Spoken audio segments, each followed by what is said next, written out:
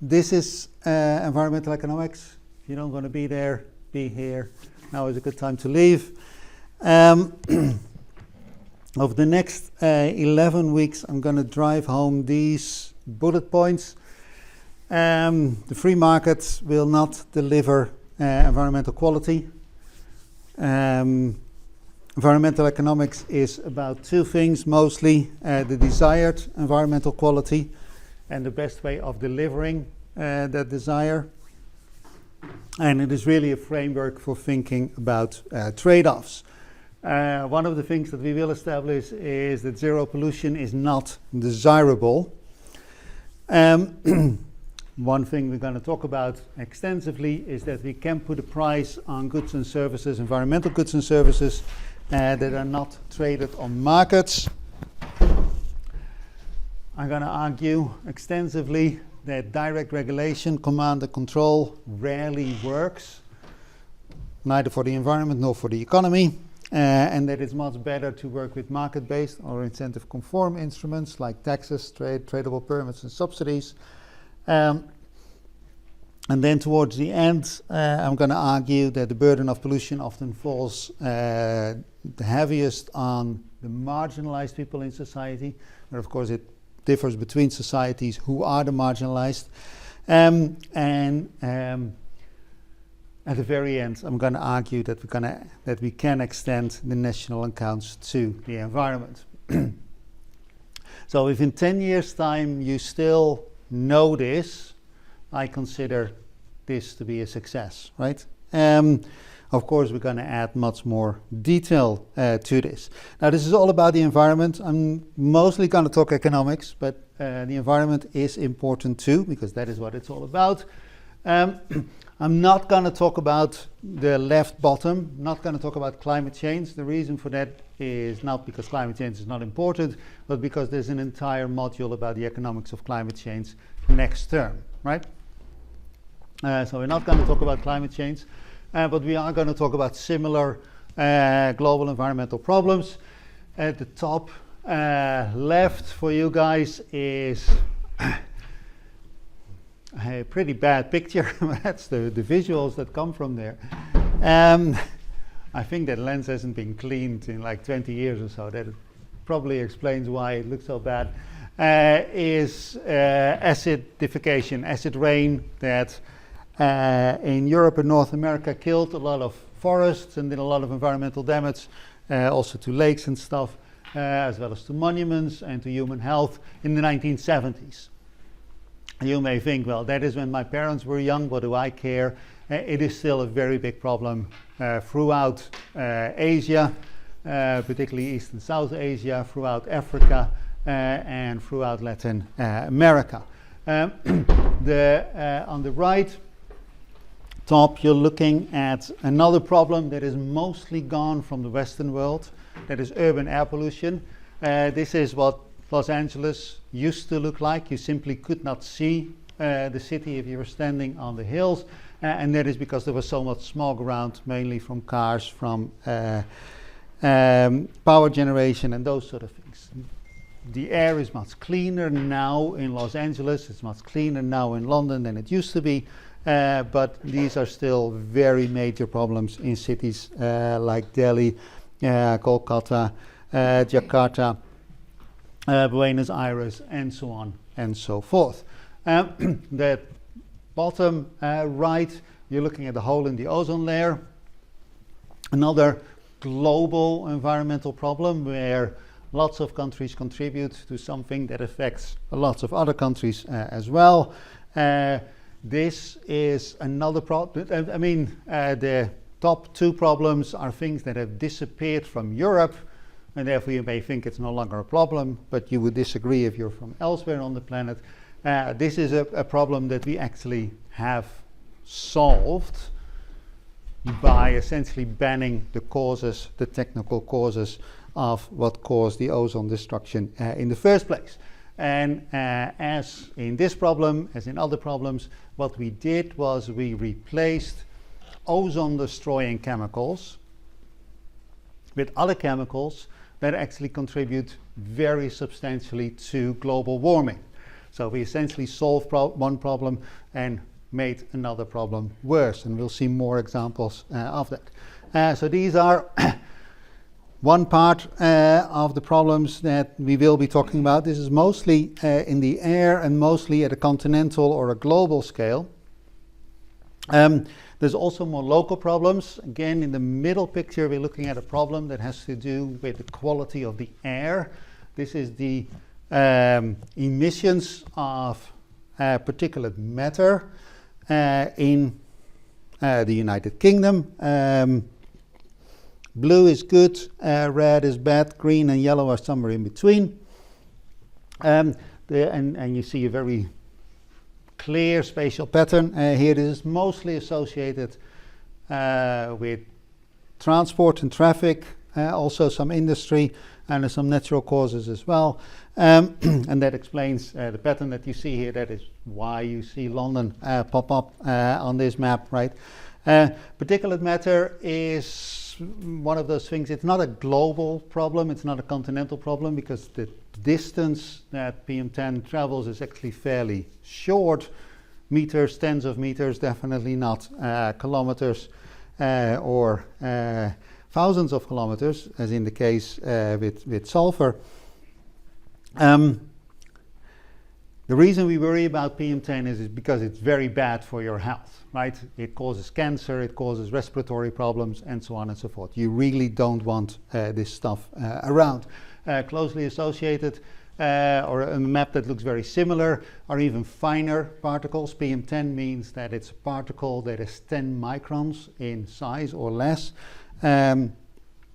PM2.5, very closely associated with PM10, even finer particles, so fine that they can actually penetrate buildings. PM10 is mostly an issue of outdoor air pollution. As long as you're in a building, you're fine. PM2.5, these particles are so fine that walls are essentially do not exist to them. They just fly through walls, no problem, and that means that they also cause indoor air pollution problems. And in fact, PM2.5 is so fine that it also penetrates your body and actually penetrates the blood barrier in your brain. And one of the consequences of a high concentration of PM2.5 is that these particles go up and pretend they're neurons, and they mess up how your brain works. That means that people make silly decisions. Has been shown that if the PM2.5 concentration is high, when you're sitting your exam, you drop a whole point, right? You drop from a first to a 2-1 or from 2-1 to a 2-2. That is how severe PM2.5 can be. So that is, and this is very much a problem still, right? This is not something that your parents experience. No, this is your generation's problem. Another problem that is still very current is the trade-off that we need to make between milk and dairy, dairy and meat herds, and the protection of these animals. They carry a disease that kills cows, right? So we either can have these or we can have cows, but mixing the two in close proximity is not a good idea. Another problem that people are currently very worried about is plastic pollution. And what you see at the top left is an illustration of the great Pacific plastic garbage pads. I forget its proper name at the moment. We use lots of plastics. A lot of plastics are dumped into the environment, get washed into the ocean, and because of the way ocean currents work, they sort of concentrate somewhere in the middle of the Pacific, just south of Hawaii, and there you just have enormous amounts of plastic floating around. That is a problem that is far, far away from you. Plastic tends to break down. You sort of begin with a plastic bag, and then it breaks down and becomes macroplastics, and then it breaks down further, it becomes microplastics. Microplastics, very fine particles of plastics, have been found basically all over the planet, North Pole, South Pole, and anywhere in between, and has also been found in all sorts of plants, all sorts of animals, has been found to pass from the mother through milk to babies, right? Microplastics are now everywhere. We don't actually quite know what microplastics do to us. These are problems that are relatively well known. There's also problems that a lot of people don't think about. Some of them have gone away, right? At the bottom right, this is the Cuyahoga River, which caught fire. Now, rivers are not supposed to catch fire, right? They had dumped so many chemicals into the river, this is in Ohio, in the 1960s, that the river actually caught fire. Doesn't happen anymore in Europe, North America, because we cleaned up the environment, but these things still happen in Africa, they still happen in China, although in China you would not read about it in the newspaper, but it does happen there. So those problems are still there. At the top left, you're looking at a problem that in Europe nobody talks about anymore, and that is eutrophication, or if you're from the States, hypoxia.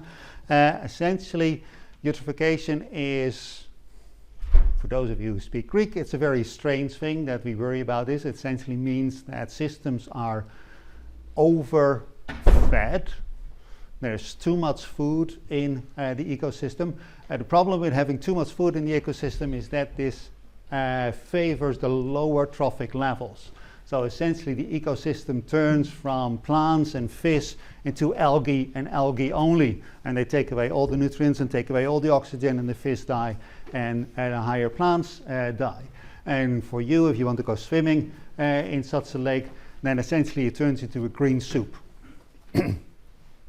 And some algae, of course, when they're blooming, are directly toxic to humans and other animals. Now, this is still a the main cause, the root cause of eutrophication is that we put too much fertilizers on our crops.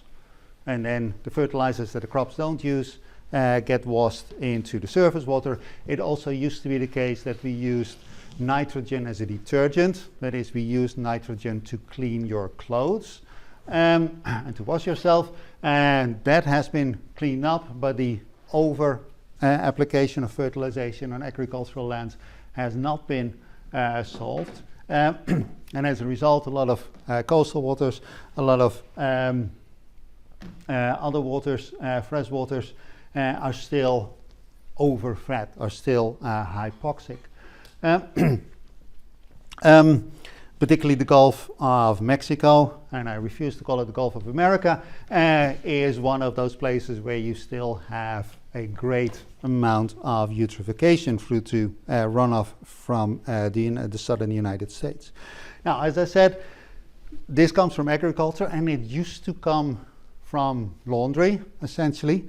We replaced the detergents, the nitrogenous detergents in our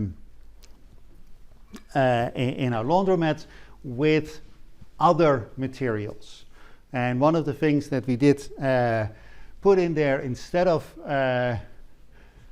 nitrogen are so-called endocrine disruptors. Now, that is not a word that means something to you. Another way of saying endocrine disruptor is to say pseudo hormones. And on the right top, you're looking at the effects of this. These are frogs, for those of you who did not realize. And this thing in the middle is the penis. And what you notice is that the penis is very, very large relative to the body, unnaturally large relative to the body.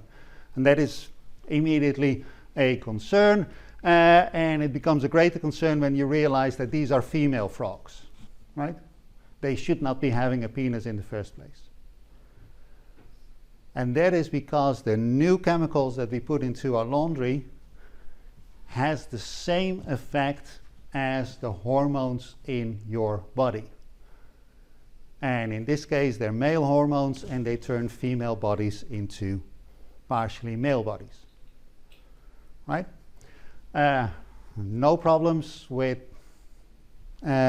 trends or anything, but it should be voluntary, right? It should not be from water that somebody else dumped on you.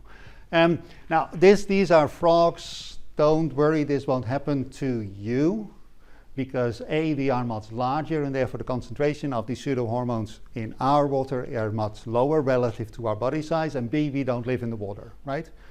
But not all the time, most of you. But these pseudohormones have been shown to affect particularly male reproduction. It's one of the reasons for the drop in the sperm count in males, and one of the reasons that some people have difficulty conceiving, right? So this is another example of we're solving one environmental problem, eutrophication, and instead we're creating another environmental problem, that is the disruption of the endocrine system. Another problem that people don't often talk about, and again going back to agriculture, a lot of our agriculture, dairy, meat, is very intense. That is, we put lots of animals very close together, and if you put animals close together, you get infectious disease, right? And one way of stopping that is to apply antibiotics. And what farmers do is apply antibiotics prophylactically, that is before the problem emerges, which is a smart thing to do. Essentially, antibiotics do not hurt the cows and the pigs and the chickens, right? Anything they don't need in terms of antibiotics, they simply pee out, and that runs into the groundwater and into the surface waters. And these are substances that are designed to be biologically active, right? They are designed to change how your body works. They are designed to kill certain organisms. And all those antibiotics are essentially washed off into the surface waters. This is definitely creating a problem with antibiotic resistance, that viruses and bacteria, I should say bacteria, evolve much faster than we do. If you put enough antibiotics in there, they will develop antibiotic resistance, right? But also they are active biological agents. They do change the ecosystems in ways that we do not fully understand, right? And this is a very current problem. Unlike this one, it happened in the 1960s, right? That's your grandparents' time.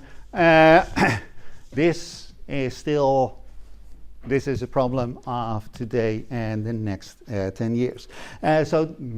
And maybe longer. Those are the sort of things that we're going to talk about, right? These are the environmental problems that we're going to talk about.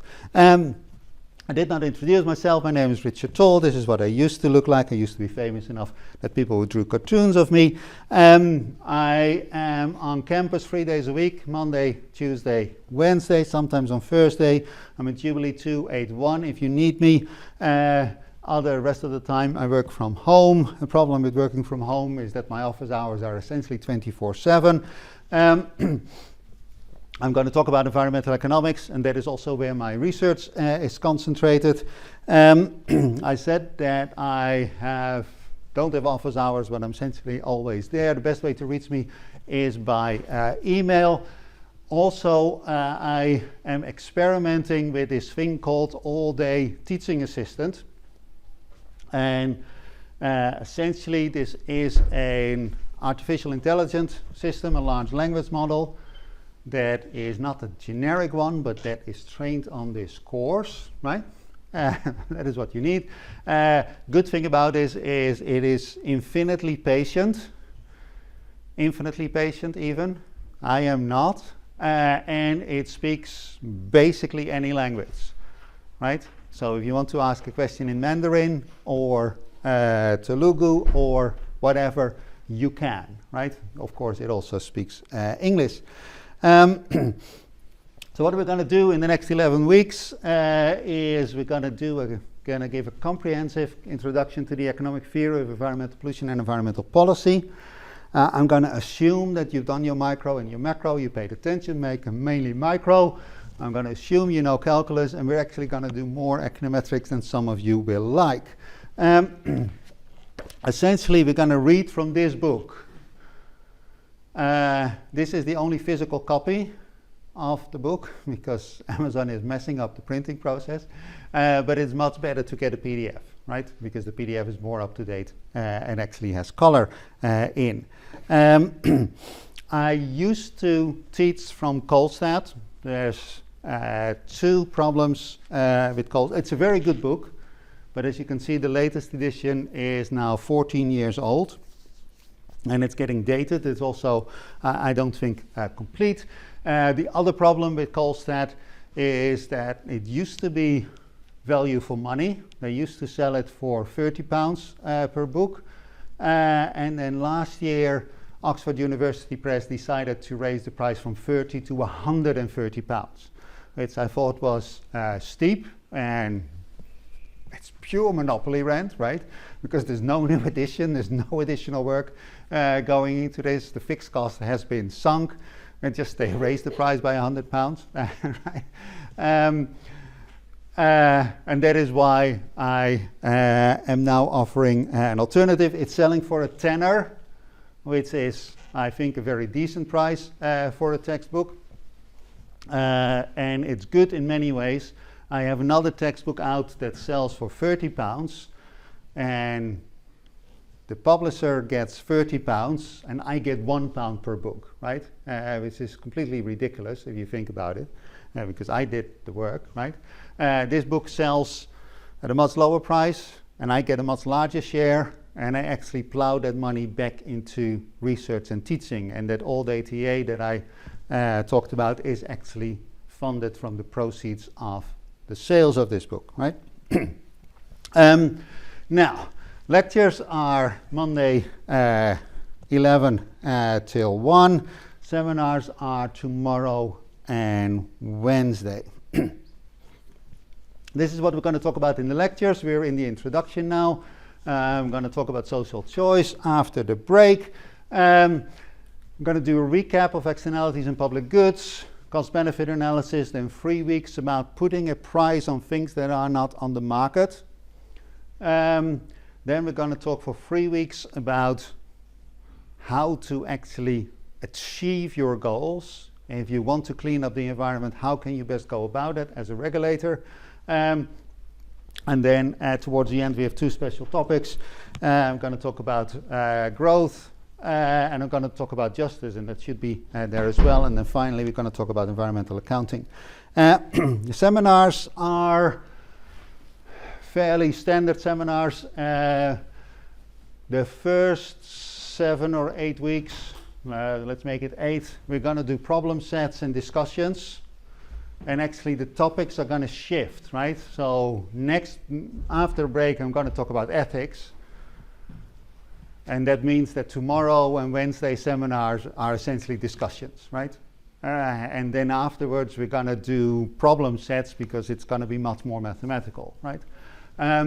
2 of the seminars are devoted to games, online games, where I think it is better for you guys to experience what is going on than to work through equations to understand what is going on. That is why 2 of the seminars are games. And then the last 2 or 3 weeks, we're going to look at old exams and how to prepare for the exam, right? So that is the plan for the seminars. There's a lot of material on Canvas for those of you who looked at it. I do not want to dictate how you learn, right? So there's various options of absorbing the material. You can just read the book, right? And I wrote the book, so the book is very close to what I say, right? Because I don't change my opinion on things that quickly. So that is one way of learning. You can come to the lecture, right? There are lecture videos of last year as well as a video of this year that will be up tomorrow or Wednesday. And then I actually first started teaching this during COVID. I'm starting teaching it again during COVID. And that means that I also have all sorts of pre-recorded videos. Now, the plan is not that you do all 4 of those, right? That would be a waste of your time. You should pick the mode of learning that suits you, your time schedule and your personality, right? And that is for you to decide, because you know yourself much better than I will ever know you, right? That's what I just said. The assessment, final thing, 70% is a take-home exam. Open book, open internet, ask your friends. So these are hard questions, right? These are not questions like, tell me what was on page 82 of the book, right? That is not going to be a question. And then 30%, I believe in week 9, but maybe week 8, is what is built as an essay. And that is because the bureaucracy of the university is so incredibly slow that we cannot change the assessment mode, but it's really a project. And because of large language models and everything, essays are no longer testing your ability, right? They test your ability to type a question into ChatGPT, which I trust you can. So there's 2 projects. For those who know econometrics, there is a data set, and you will be asked to analyze the data. And for those of you who don't know econometrics, you're going to be sent out to collect data, right? And you can choose between the 2. So it is built as an essay, but it's really a project that you will need to do. And I will advertise that fairly soon so that you can start thinking about this. You may have noticed that there's quizzes on Canvas. They are for revision. They are for you to test whether you understood the material. You will get a grade, but it won't count, right? So that is what we're going to do. Any questions about the setup of the module or about anything else at this particular moment? No? All clear or all passed?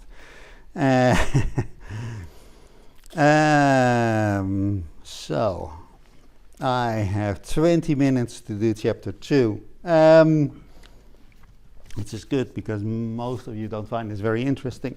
So I talked about this module, I talked about the state of the environment. What I'm going to do now is talk a little bit about where did environmental and resource economics actually come from in 4 steps.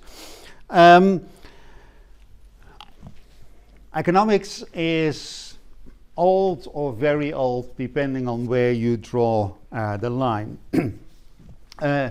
The first writings about economics, going back to the ancient Greeks and the ancient Romans, was actually, and that is where the word economics comes from, that's essentially Greek for how to manage a farm.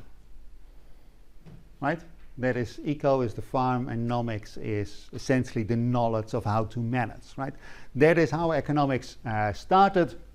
And that made perfect sense because at that time that people were writing about economics, the economy was largely an agricultural economy. So that is what they wrote about. And as all farmers and as all landowners, they were keenly aware of how important the environment was to them, right?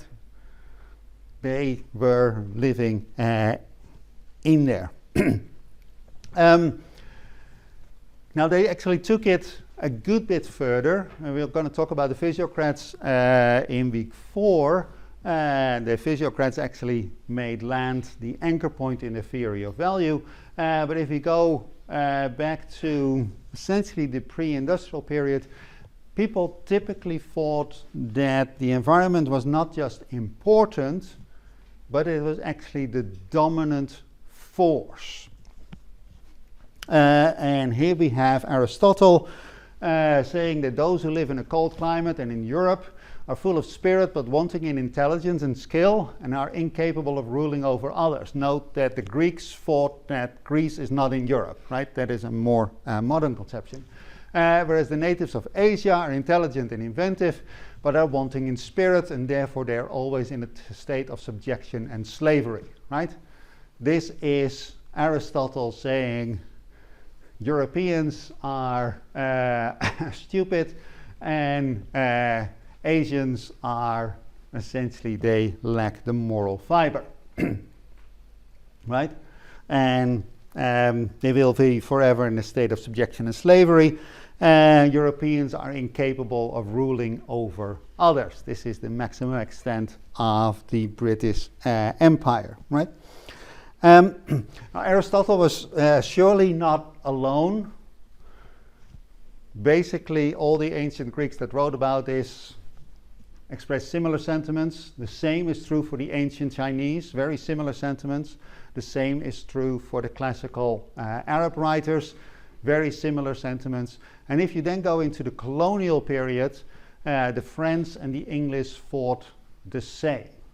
And this is essentially a conflation of a belief in a God that created the world, and therefore all the conditions that were created in the world.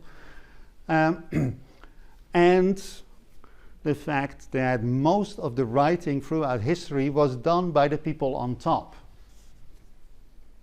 So if you are sort of like sitting on the cusp of the Greek, the Hellenic Empire, and you think that God has created the world and you are on top, that must be because God has favored you, and that must be because God has created a world to favor you, right? So that is why the Greeks fought this, and that is why the Chinese fought this, and that is why the Arabs, when they were at the zenith of their power, thought that Allah had given them the best of all possible worlds, and the climates of other people and the geographies of other people was one of the reasons that they were subjected to the superior Arabs. And if you read sort of the French writers in the colonial period, or the English writers in the colonial period, they similarly thought that the climate of France was the best, and even you have English writers claiming that the climate of England is the best, right?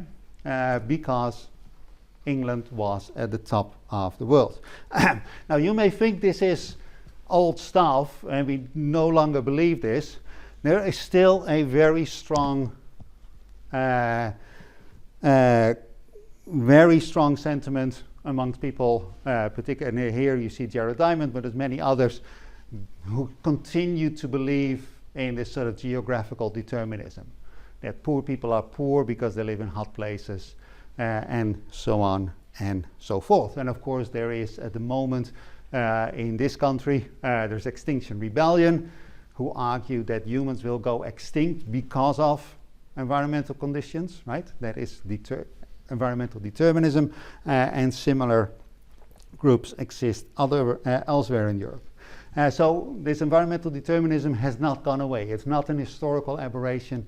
There's still people who think this. Of course, the reasoning now is different than it used to be, but the thought itself has not gone away. Early economists also noted environmental pollution. Marquis de Condorcet argued that agricultural activity corrupts the air, causes illnesses in neighboring homes. And this is the very first expression of an environmental externality.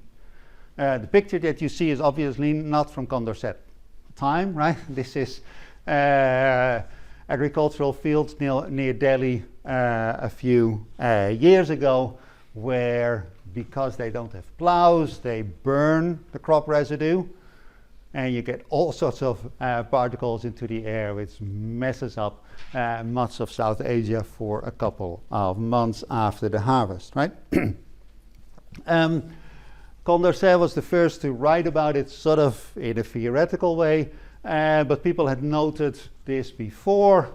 King Edward, who you see here, was actually the very first to try to ban the burning of coal in the city of London, mostly because his wife did not like the smell of coal. He tried to do this in 1273 for the first time, had to repeat it in 1306, and then his successors tried to do it again and again and again and again and again, and coal did not really begin to be phased out until the 1960s, right? So actually it took us almost 700 years, right, from the first ban on coal to the coal actually disappearing from London. So these sort of environmental issues were recognized a long time ago, right? The sort of starting point of economics is, of course, Adam Smith and the classical period in economics. Classical economists were not so much environmental determinists in the sense that they said, well, the distribution of wealth on the planet and the distribution of power on the planet is determined by environmental conditions. But they were, to a man, and most of them were men, convinced that in the very long run there would be constraints on resources, and those resource constraints would essentially stop economic development. They believed that the economy would move to a steady state, and actually not just that, they believed that population would continue to grow, and that therefore, because the economy itself could not grow, people would become poorer and poorer and poorer. I'll give you the example of 3 of them in a minute. There is at the moment a strand in academia which argues similarly that the economy should shrink, but this is more a moral constraint. The degrowth movement argues that the economy should shrink to save the environment. The classical economists had it the other way around, that the environment would sort of put constraints on economic growth. The degrowthers say, no, it should be the other way around. We should save the environment by putting constraints on ourselves and do away with a lot of our material culture. So the classical economists did have some notion of the environment and some notion of resources, but by and large they ignored this. Because if you go back and read Adam Smith, what are his contributions? It's the invisible hand of the general equilibrium. It's a social good by individual action. But he really argued for a night watch state, right? This is laissez-faire economics at its peak, right?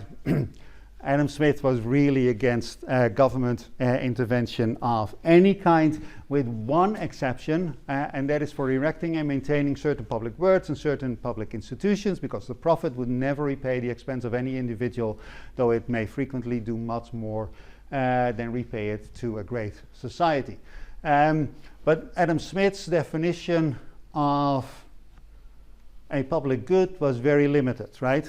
Education absolutely is not a public good, according to Adam Smith, or care for the poor is not a public good, according to Adam Smith. This is really about defense, having a strong army and a strong navy, and this is really about a police force and a court system. Those were the public goods that Adam Smith was thinking about, and that was essentially what the state needed to do, right? It needed to defend against external enemies, and it needed to maintain the laws of the country. And that was the role of the government, period. Now, going back to those resource constraints, they're typically associated with Thomas Malthus.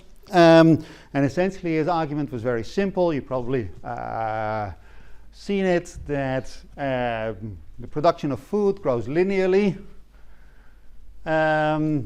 whereas the population grows exponentially, and an exponent always wins, an exponential process always wins from a linear process, and at one point we will have too many people for the amount of food that we can grow, and we're all gonna starve to death, right? That was essentially the Malthusian argument. Malthus also had a solution for this, and that is stop having sex, right? Which is not a very practical solution. It was the only option at the time of his writing. Now, people did not believe that people, or his colleagues did not believe that people would stop having sex, so they all believed that, yes, the economy would run at one point in the future into this Malthusian catastrophe. Other economists were essentially completely agreeing with Malthus. Ricardo sort of refined the argument and said, yeah, it's true that you have this decreasing returns to scale. If you put more laborers on a piece of land, you're going to get more crops off. But if you double the number of farmhands, you're not going to double the output, right? That was essentially the Malthusian argument. You have a finite amount of land, you can work it harder, but you can't do miracles there. Ricardo argued, yeah, but there's also lands that we have not used yet, the virgin lands that we can cultivate, but immediately argued against himself and saying, but our ancestors were smart and we cultivated the best agricultural lands first, so all the virgin lands that are out there are necessarily lower in quality and this will not solve the problem, right? Is essentially what Ricardo argued. Now, both of them are completely wrong, right? What you're looking at here is the per capita supply of calories from 1705 to 2013 from the inestimable Our World in Data. Now what you see is that, yeah, food production has gone up. Actually, we're growing too much food. We're growing more food than we can possibly eat. And the reason that there's hunger in the world is not because there's not enough food, but because it's distributed wrongly. So classical economists believe that. Neoclassical economists, and I pressed this button a bit too often, like Jevons, continue to believe this. But in Jevons' time, things had shifted, and Jevons actually argued we're not gonna run out of food, we're gonna run out of coal first, and that is gonna stop economic expansion. Here we're looking at coal production in the world from 1700 to a few years ago, and you see that Jevons was also completely wrong on this, right?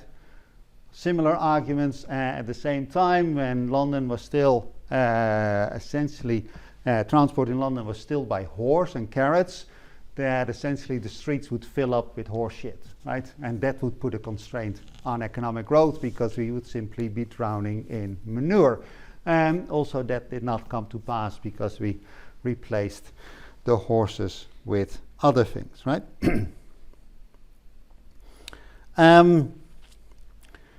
John Stuart Mill, I should pause here. John Stuart Mill wrote a good number of things. He published them all under his name, John Stuart Mill. Very late in life, he actually said, no, that was a mistake.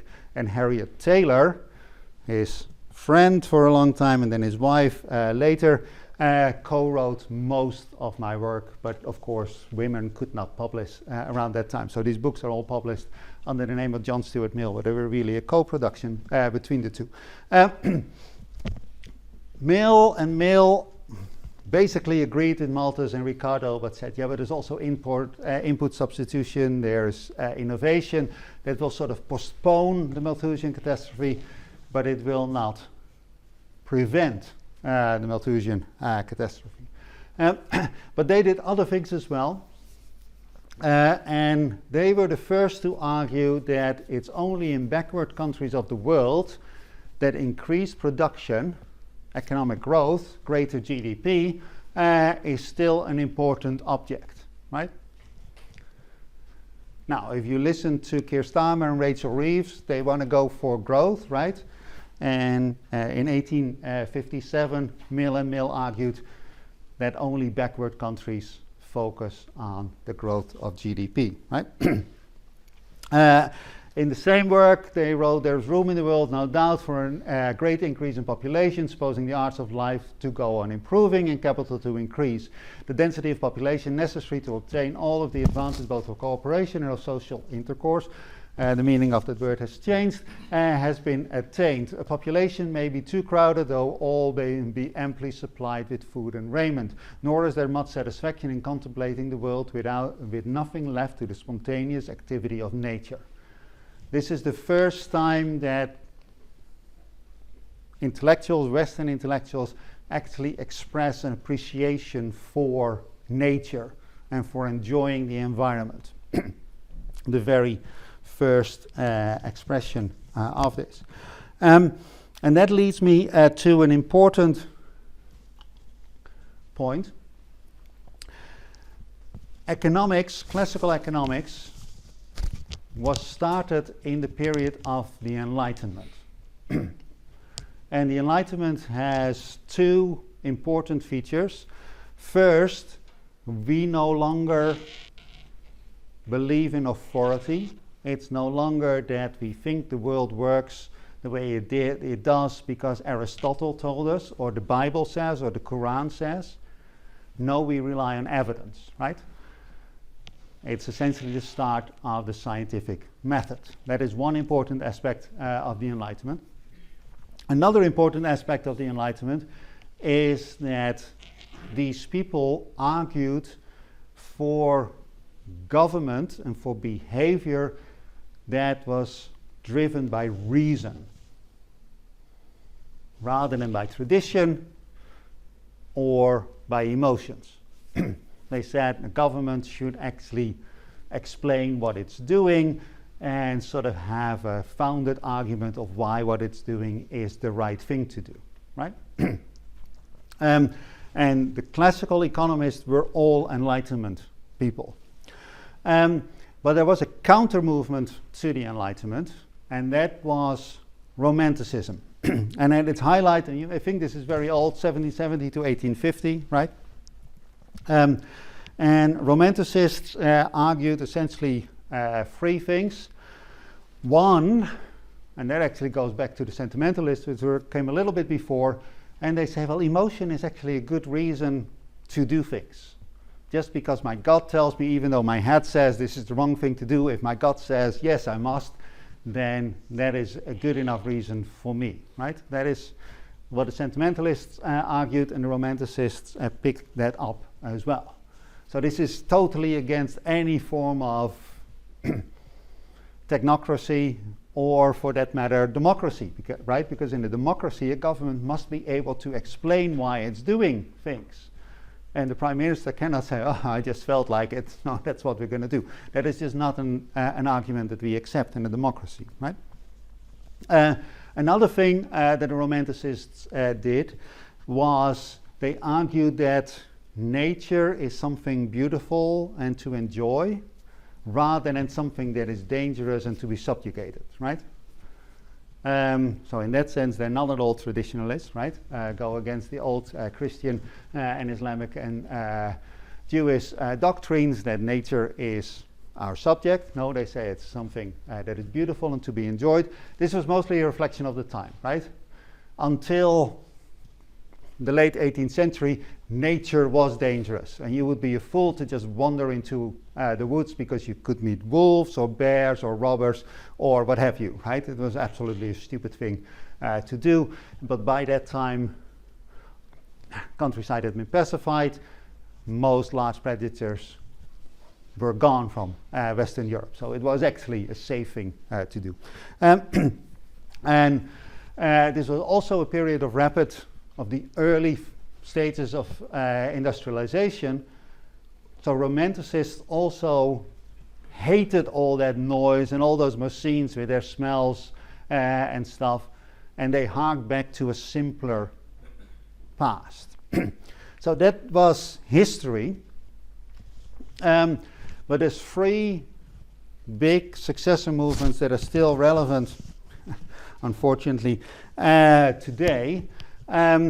First of the successor movements to Romanticism is communism. In that simpler past, we were all farmers and we held property in common. At least that was the belief, right? And that is, of course, what the communists, and particularly Mao and Pol Pot, argued for, right? So that is one important successor movement to Romanticism. The other, second one is fascism. In that simpler past, we were ruled by this mighty but just king. And wasn't that good, and don't we long for a strong man, right? That is a romantic idea. Nazism, very relevant today, unfortunately. In that misremembered past, everybody was blonde and had blue eyes, right? And wasn't life better then? And that, unfortunately, this is more alive than communism is. Another important successor movement to Romanticism is environmentalism, right? Romanticism turned into naturalism, that people go out and enjoy nature, perfectly fine, which turned into environmentalism. And a lot of the sort of tenets of Romanticism you still find in the environmental movement. So the idea that an agricultural society is better than an industrial society, the idea that things used to be better in the past, the idea of a noble savage who's a guardian of nature rather than a rapist of nature, all those things are still in environmentalism to a much stronger degree than you may care to know. I'm going to wrap this up and then we're going to break. So that was the first two periods. Then we move into neoclassical economics. Neoclassical economics did many things. I'll come back to these. But essentially, it was all micro.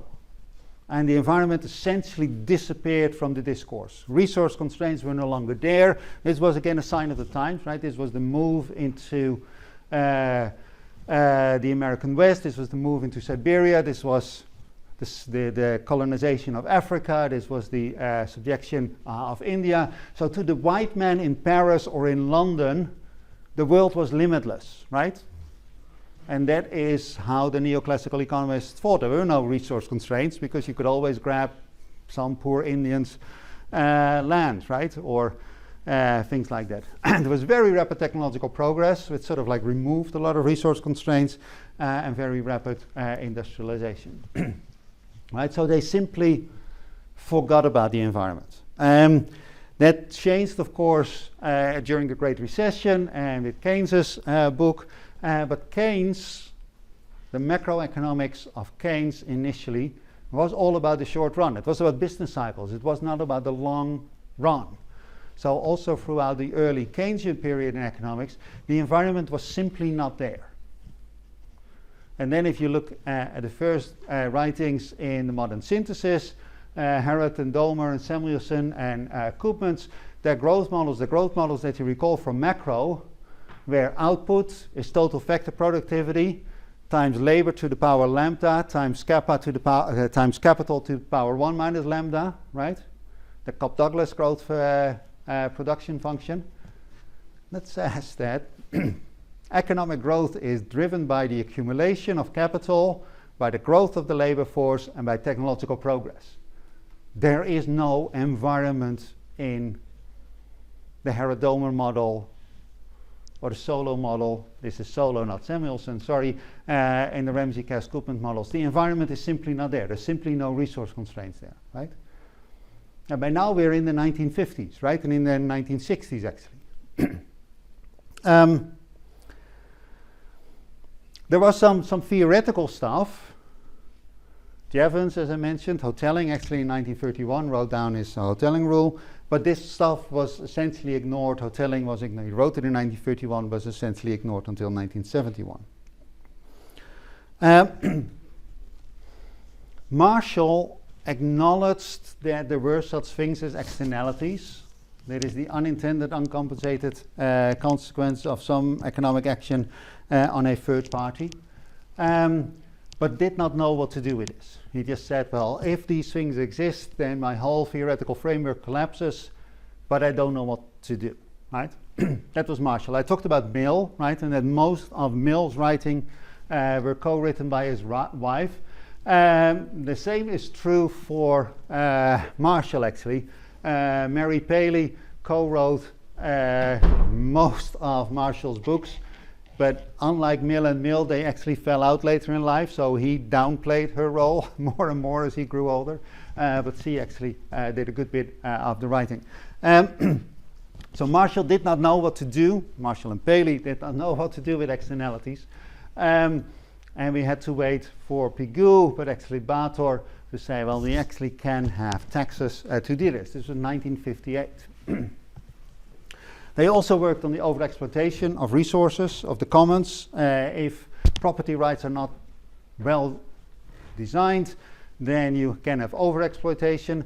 That is an economic problem. But again, Marshall sort of like Paley noted this, but did not know how to solve it. They say, well, if we have property rights that are not assigned, if there's stuff that nobody owns,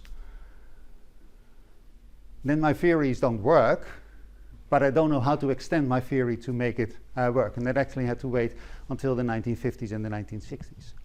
But the core of the environmental problems were actually there in the early neoclassical period. We actually had to wait until the 1970s to really see environmental economics emerge. Three things happened, a number of things happened. We had a lot of pollution. I showed you the picture of Los Angeles not being visible anymore. We had traffic jams. We had the oil crises of 73 and 78. One thing that happened is that people traveled to outer space and came back with pictures. Until then, the notion that the Earth was round was something that you learned in school, not something that you perceived yourself, right? But now you could see with your own eyes that it's really a ball floating in space. We had the publication of the first limits to growth by the Club of Rome that you see here, who predicted that the world economy would collapse first in 1980, which it did not do, by the way, and then later in, what was it? 2010 or so, also did not happen. You do recall that event, but made a huge impression on the general population and led to a lot of soul searching in economics. This is essentially, the Club of Rome is essentially a Malthusian club, right? They say we're going to run out of stuff and the world is going to collapse. And then in 1962, Rachel Carson wrote Silent Spring, which sort of showed that all these pesticides that we're putting on our crops are weakening the shells, the eggshells of birds, and as a result, no young birds will be conceived, and spring will fall silent, right? And that made a huge impression on people that she actually argued we're actively killing people out there. But these events drove home this message, and this is where I'll stop, that natural resources are scarce and therefore should be managed carefully. Environmental services are valuable and therefore should be properly accounted for. And there's all sorts of externalities from one person to the next, from one company to another company, or from companies to households, that sort of like mess up the invisible hand, and therefore we should somehow remedy all these things. And these are the core problems of environmental and resource economics. Essentially, the theory was done in the 1950s and the 1960s, and sort of like the first applications were done in the 60s and the 70s, and by now environmental economics is really a blossoming field. It's unclear how big environmental economics is relative to the size of economics, but it is one of the main subfields of economics. Basically every university, every serious university offers a module like this to teach you guys about how to deal with problems like this.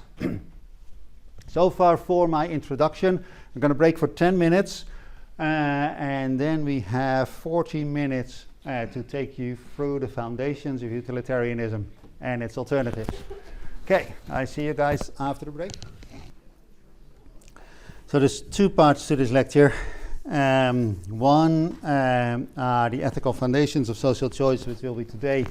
Sustainability will be next week. Don't worry, because the thing that is sort of listed for next week won't take 2 hours. Now, why am I going to spend 40 minutes, a little bit less, on the ethical foundations? Essentially, a lot of public economics is about how governments should intervene in the economy, and environmental economics is about the allocation, distribution and use of environmental resources. So it is about how we should shape our environmental policy. So some of these questions are of course positive, if we apply a tax on pesticides, how much will its use fall, right? That is a positive question. But other questions are normative. How high should that tax on pesticides be, right? Now, economists actually have a pretty well-defined ethical framework that is utilitarianism. The problem with utilitarianism is that it is roughly accepted within economics and completely rejected outside of economics. And utilitarianism also does not really answer questions about anything that is not human.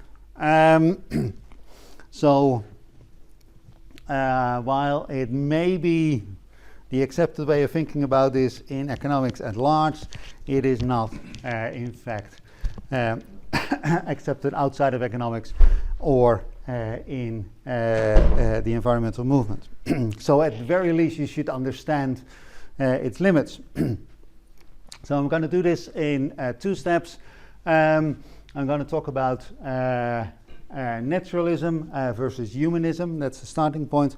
And then I'm going to talk about utilitarianism versus libertarianism. Both are humanist traditions. Now, you can't talk about ethics or philosophy without talking about Kant.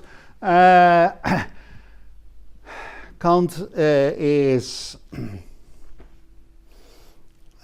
a terrible writer. He's one of the greatest philosophers of all time, but it's mostly because people don't understand what he said, I think. But he did do 2 useful things. One, he introduced the notion of a moral agent, which is essentially the unit of analysis in moral philosophy. Just like we have economic agents, which is the unit of analysis in economics, we also have moral agents, which is a unit of analysis in moral philosophy. And he introduced the universality rule, or the categorical imperative, which essentially says that if a rule applies to one moral agent, it applies to all moral agents. So if I think that you cannot take my stuff, and I really think that, and I acknowledge that you are a moral agent, then I cannot take your stuff, right? That is essentially the categorical imperative. If a rule applies to one moral agent, I cannot take your stuff, then it applies to all moral agents, I cannot take your stuff, right? The question in naturalist philosophy is, who is a moral agent? And this, I think, is best illustrated with sort of the political history of a country like the United Kingdom. It used to be that philosophy was done by white, male, rich, Protestant, I said male already, right? By rich, white, Protestant men. Those were the people in power, and those were the people who wrote about power and wrote about philosophy. And they argued, well, only rich, white, Protestant men are worthy, right? They are the only moral agents. That used to be the position of philosophy as well as the position of power. And you can sort of like see why they would argue this, right? Now, along came Jeremy Bentham, who you see here, and Bentham said, no, the government should strive for the greatest good for the greatest number. It should not serve the interest of rich, white, Protestant men. It should care for, actually, all men, all Protestant men, right? Poor people as well, right? What we now would call Poor Lives Matter, right? Is essentially what Bentham said. A huge shock to the establishment, right? A left-wing radical, that the government should care for poor men. What sort of nonsense is this, right? But that is essentially what Bentham argued. And Bentham was a rich, white, Protestant man, right? So Bentham essentially was the first to say, well, moral philosophy, the definition of a moral agent is not somebody who is like me, but it can be, say, a Catholic may have rights as well. Bentham actually took it a good bit further than Catholics and poor men. He also argued for for the rights of women. He argued for animal rights, and he argued, but he did not dare publish this, for the rights of homosexuals, right? That was only published long, long after his death. So if there's any gays in the room, you know your ranking according to Bentham, right? But that was essentially Bentham's core argument, that its moral philosophy cannot be self-serving just because he was a rich, white Protestant man. That did not mean that other people who were not rich or not white or not men or not Protestant could not have rights as well. Right? Catholics were the first to be emancipated. Women followed. Women are human too, right? Was essentially the argument. Then people with a different skin tone were acknowledged as human as well. It was of course completely ridiculous, right? Because actually it's us whites, and now I can say us, who are the evolutionary aberration, right? Because the standard skin color is darker to protect against the sun, and it's only when we moved into Europe, where there's very little sun, and only when we gave up eating red meat, that's another main source of vitamin D, that we were sort of like forced to develop this white skin, right? It's an evolutionary aberration, but we were on top at the time, and it took a while to acknowledge that people with different skin color are human too. But then the question becomes, why stop here, right? We can now not argue that only rich, white Protestant men count, because that would be a self-serving argument, and that is no longer allowed. Where do you stop? And if you think in terms of moral philosophy, in terms of rights and duties, then you can say, well, this actually should extend to higher animals as well. If you put a parakeet in front of a mirror, then it doesn't recognize itself, but if you put an elephant in front of a mirror, then it thinks, that's me, don't I look good today, right? Elephants have a right of self and others, as do dolphins and other animals like octopuses. And therefore, I mean, if you don't have this idea of where I stop and the environment begins, or where I stop and others begin, then you cannot impose a duty not to harm others, right? Because there is no other. But if you have this theory of mind, if you have this notion of self, then why stop at black people? Why not go to other animals?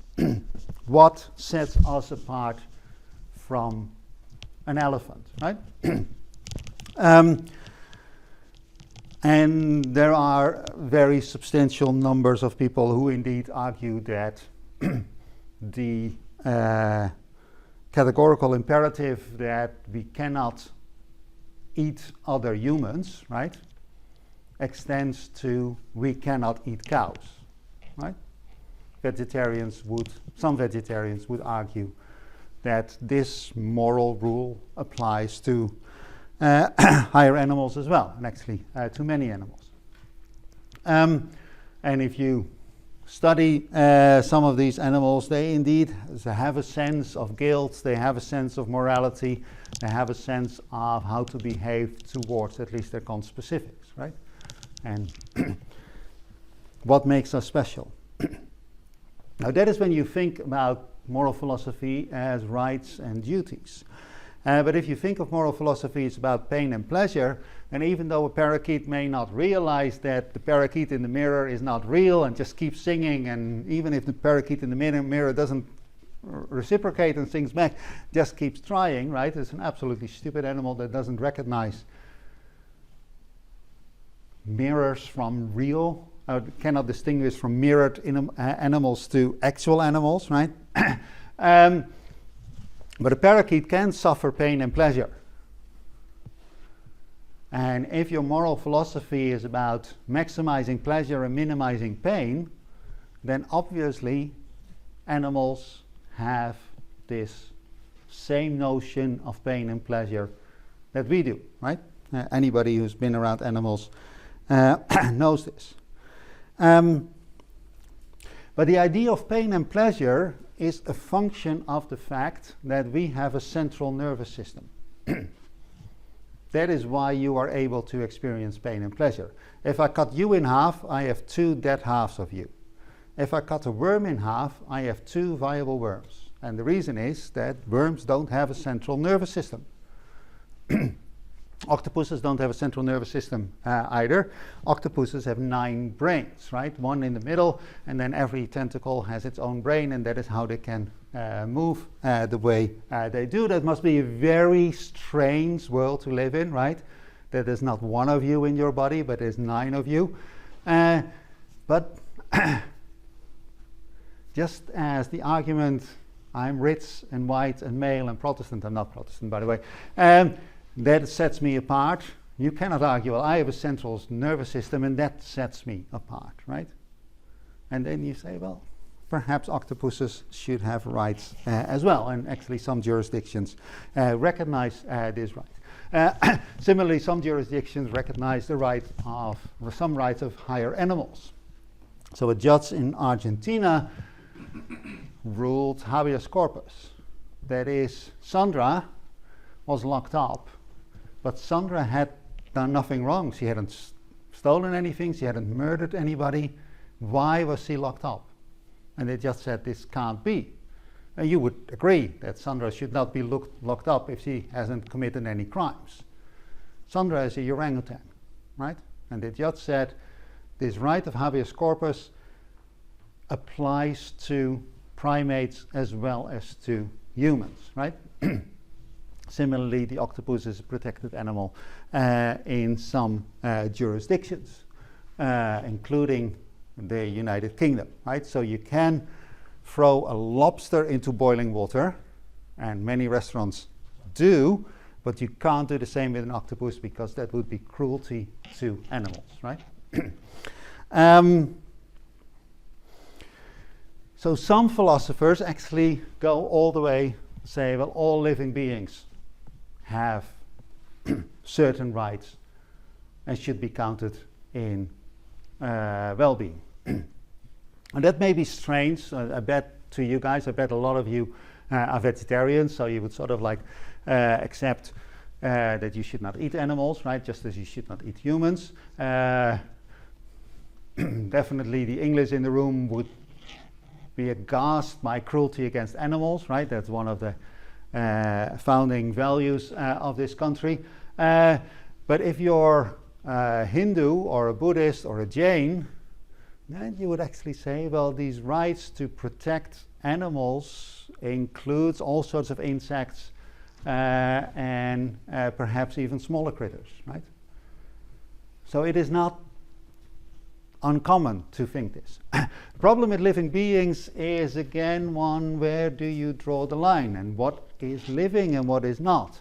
And if you ask a microbiologist, is a virus alive, he or she would not be able to give an answer because we're actually not sure whether viruses are alive. If you ask the question, is there life, was there life on Mars, we cannot actually answer that question because under a microscope it's very difficult to tell the difference between organic material and material that once belonged to a living organism. You actually cannot, there's no way of telling the difference, and that is why we occasionally see claims that life has been found on Mars.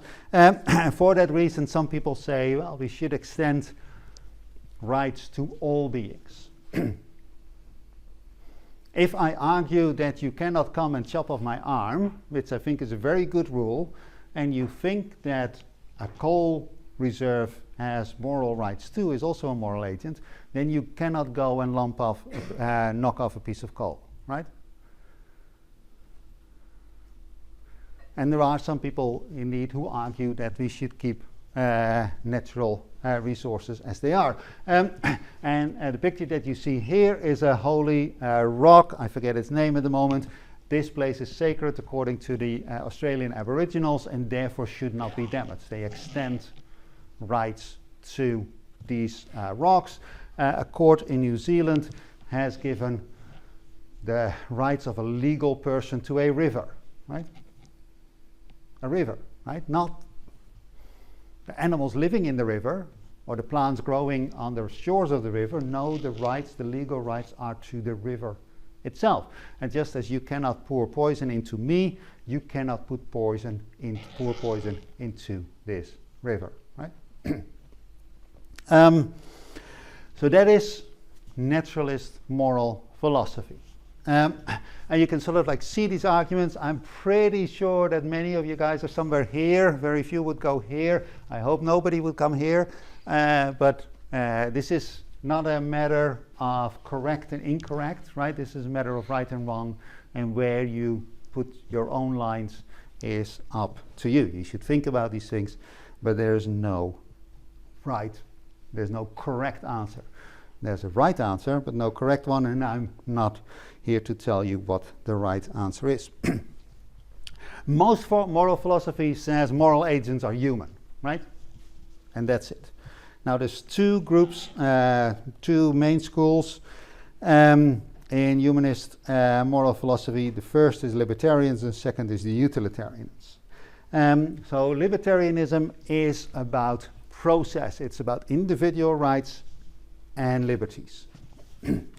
Libertarianism started with John Locke, who you see here, who argued that property is justified, it's the right thing, if it is acquired through labor. This is the very old Germanic law that if I go in and I take a piece of useless land and I start cultivating it, then it becomes useful through my labor, and therefore it is mine, right? That was essentially John Locke's argument, goes back to old Germanic law. Of course, this is also, you find it in the Homestead Act of the United States, right? That if you go into Oklahoma and you take a piece of wild land and you put stakes around it, you claim your stake and you start cultivating it, then it becomes yours, right? Now, Locke argued this in opposition to one of the stewards, James II and Seventh, or Seventh and Second, who wanted to be an absolute monarch and say, now all land in England and Scotland is mine, right? Is what James argued. And John Locke said, no. If I go in and I make it useful, then it is mine, not yours, James, go away. Now, Locke's idea of just property is maybe acceptable to you or may not, but it is highly impractical in today's society, right? So much later, and Nozick, Robert, we see here, this is a picture, this is a painting, right? So this is fairly recent, argued that property is also just if it is obtained through free consent. If I have something, you have something, and we both agree to swap, then that's fine too. Even if it's not your labor that made it, even if it's not my labor that made it, the fact that we voluntarily exchange property makes it okay. That's libertarianism, right? That's libertarianism. There's absolutely no concept of consequential justice. It doesn't matter where we end up in this society. The only thing that matters is how we get there. There's no role for distributional policy. The government cannot come and tax me to give money to you, right? To support your studies, take part of my income. That is absolutely no in libertarianism, because I did not voluntarily give up my money, right? The government came and took it from me to give to you, right? If I think that you earn this money, I should give it to you, but it should not flow through the government, the libertarian would say. So this is really associated with right-wing politics nowadays, right? This is the Liberal Party or the Libertarian Party in the USA, and it's called classical liberalism in the United Kingdom. And you would see pictures like this, right? Tax is theft. Taxation is theft, even, it says on its head. Not to say that the government is not there at all. Government has some role to play in preventing people stealing stuff from each other. It has some role to play in open access resources. It has some role to play in externalities. But really, the government's role is very, very, very limited, right? That is what libertarians say. It's not just the US. Of course, it's also the right wing of the Tory party has become very, very libertarian in recent years. So that is one school of humanist thought. The other school of humanist thought is utilitarianism. And it's the polar opposite of libertarianism. And utilitarianism is all about individual pleasure, about happiness, about well-being. And essentially, what matters is that we maximize total well-being. And just as libertarians have absolutely nothing to say about how big the pie is or how the pie is distributed, they don't care about this. They only care about how you got there. Utilitarianists don't care about how you get there. What matters is that you maximize the pie. And if you do so through repression, that's perfectly fine. As long as everybody's rich, it's perfectly fine to have an unfree society, right? That is what utilitarians say. So this can be sort of the government of Singapore, right? Which is fairly authoritarian. This is what used to be the governments of South Korea and Hong Kong, what is still sort of the justification nowadays of the Communist Party in China, right? What matters is that we make everybody rich and roughly equally rich, and the fact that there's no freedom of speech and so on and so forth is actually irrelevant in the eyes of some political parties and some governments across the world, right? This is utilitarianism. Now, there are two schools of thought in utilitarianism. One is very narrow, and that is that people are selfish and utility just depends on your own consumption. And that welfare is simply the sum of all utilities. And there's also a broader school of utilitarianism, and that is that utility also includes altruism, that we do not just care about ourselves, but we also care about the people around us. And perhaps we care about non-humans as well, and perhaps they should be included in the calculus. And welfare is not just the sum of utilities, but it is some aggregate of utilities, right? Very, very quickly, you recall welfare theory, right? We say that something is Pareto superior to something else if at least somebody is better off but nobody is worse off. So your situation is Pareto optimal if there are no Pareto improvements anymore. And then a situation is potentially Pareto, is a potential Pareto improvement if the sum total of welfare has increased. Not necessarily everybody's gotten better off, but the winners can in principle compensate the losers to make everybody better off, right? That is the Kelder-Hicks criterion or potential Pareto optimality. From micro, you recall that a perfectly competitive equilibrium is a Pareto optimum. This is the first fundamental welfare theorem. And if we redistribute the initial allocation, we would reach another Pareto optimum, and that is the second welfare theorem. And now the two together, of course, imply that the Pareto optimum is wrong, right? It's a Pareto optimum, and it's not necessarily optimal. And we have, in fact, an infinite number of Pareto optima. And we can choose which one of these Pareto optima we would want to go for by a redistribution of the initial allocation. And we could get there by defining a social welfare function. Bergson and Samuelson to the left say, well, a social welfare function is some aggregate of individual utilities.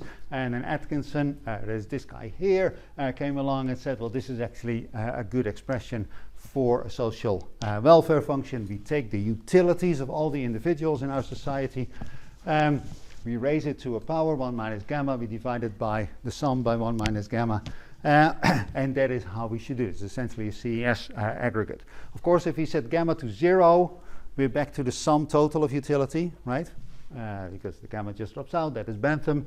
If we then let gamma increase and increase and increase, we put more and more emphasis on the least well off, and some say this is Rawls. The intermediate cases, we set gamma to 1, then we're in Bernoulli-Ness. But of course, we can also set gamma negative, and then essentially we put more and more emphasis on the plight of the rich. And if you let gamma go to minus infinity, we just look at the well-being of Elon Musk, and we should all serve his pleasure, and that's the way it shall be. Now, if we have the social welfare function, we have a basis to choose between those Pareto optima, right? And we should never confuse a Pareto optimum with a social optimum, right? That is just not, the two are not the same, right? Absolutely not. We can choose between those two by picking a social welfare function. The problem, of course, with social welfare functions is they don't exist, as Ken Arrow, who you see here, showed in 1951, that if you have an economy with 2 agents and 3 goods, or an economy with 3 agents and 2 goods, and utility cannot be compared, I can see whether you're miserable or happy, but I cannot say whether you're more miserable than I am, right? That is this meaningless statement. If utility cannot be compared, then there is no social welfare function that satisfies these axioms. That is, nobody is the boss, it applies everywhere, it's independent of irrelevant alternatives, and it's monotone. These are all desirable criteria. Monotone means that if somebody likes things more, or begins to like things more, then society should like it more as well. That's, yeah, you should have a function like that. Nobody should be the boss, right? We should not find a solution that everybody is against, right? That's another useful property to have for a social welfare function. And we should in principle be prepared to answer any question. And of course, if I prefer A over B, when C is not there, then I should still prefer A over B when C is there, right? Independence of irrelevant alternatives. There is no social welfare function, right? Of course, often in economics we pretend there is a social welfare function, but there isn't. Now, as I said, utilitarianism is the foundation of economics, but it is highly questionable and very, very unpopular outside of economics, right? John Rawls was maybe, John Rawls was the greatest moral philosopher of the 20th century. He argued about what is and what isn't a just society, and he came up with, he's often sort of say, well, he invented the veil of ignorance. So essentially what the veil of ignorance does is it takes us all off planet Earth, puts us on the moon, and we come together on the moon and say, well, this is how we're going to organize society. And then we're going to be put back on planet Earth, but we don't know whether we'll be man or a woman, whether we'll be black or white, whether we'll be gay or straight, whether we'll be able-bodied or not. We're going to put everybody, whether we'll be rich or poor, we're going to put everybody back on the planet, but you don't know what you'll be when you're put back. And it's only in this sort of thought experiment that we would be truly free to argue about what is an impartial, truly be impartial to argue what is a just society, right? And you can sort of imagine that if you would do that thought experiment, then you would come back with a society where there's absolutely no discrimination of any sort, right? Because you don't know whether you'll be the victim or the perpetrator. And that is what Rawls argued, and he said, well, in such a society would be very egalitarian, because if you don't know whether you'll be rich or poor, you make sure that resources are distributed equally, more or less equally. There's a little bit of nuance to this, that if you are a doctor or a firefighter who has to be available 24/7 in case of emergency, then you should be compensated for that. If you're a notary, you don't do emergencies, so that is perfectly fine. You don't need to be compensated for being a notary, right? So essentially, Rawls argued that firefighters should earn more money than notaries, right? That's not how we organize our society. He also argued, well, if we're going to put everybody back on the planet, then essentially society should be as free as possible, right? Because we don't know what you're going to like. So we're not going to put any restrictions. If you want to paint your house pink, that is absolutely fine, even though it hurts my eyes if you do so. That it doesn't really hurt my eyes, right? I hate pink houses. That is not something that hurts your neighbors, and therefore you should be absolutely free to do so, right? So Rawls sort of like sits in between the procedural notions of moral philosophy, that is maximum freedom, people should be free to do what they want, and more utilitarian, but then egalitarian form of utilitarianism, and said, well, you should want a society that is as equal as can be, right? So that is Rawls, very important. It's often interpreted by utilitarianists, by economists, as saying we want to maximize the utility of the worst off. That's probably what he wanted, but there's also this fundamental notion of freedom in there, that the government could not coerce people to do things that they do not want. Amartya Sen, Nobelist in economics, is another great philosopher. Also is somewhere in between these all these schools. He was Indian, so he had sympathy to sort of extending things to non-humans. Is very much a libertarian in many ways. And what he argues is that utility is just too narrow of a concept to work with. There is other things that matter just as much to us, but cannot be captured in a utility function. And he mostly talked about, like Rawls, about freedom. Freedom of speech is not in my utility function, because it is not an argument of me, it's an argument of the society in which I live, right? And I cannot have freedom of speech if you don't have freedom of speech, right? So it's not an attribute of my utility function. It's an attribute of society, not of me, right? And freedom of speech is not a consumption good, obviously, even though I may use it. I actually do frequently use it. It's also not a public good. It is a right. Right? It's not a good or a service, it's a right. So, and freedom of speech simply cannot fit into a utility function, and therefore cannot fit into any aggregate of utilities, a social welfare function, is one of the arguments that he made. He argued for altruism. He argued that people do not just feel about others, feel sad when others feel sad, that is altruism, but also feel a certain kind of responsibility towards others. And that is also altruism, can sort of be put into a utility function. Responsibility is much harder. And this is more a behavioral point. He also argued that we don't have a utility function.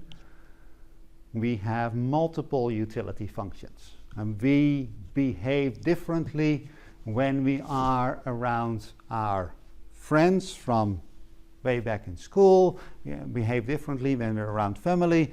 We are different when we behave differently when we're around our peers in college, right? It's almost as if you are a different personality. And that also goes to the responsibility. And this is a behavioral point, but this is not. We tolerate certain behavior in certain circumstances, but not in other circumstances. So tonight you may go to a pub, it's Monday, so perhaps you shouldn't. But say on Friday or on Thursday you go to a pub and you see a guy who looks just like me and a girl who looks just like her, and obviously the guy who looks just like me is trying to chat her up, right? What would you think if you observed that in a pub on Thursday night? You would think such things as loser, go back to your wife, out of your league. That is the sort of thoughts that would come in your mind, right? You may feel pity on the girl as well.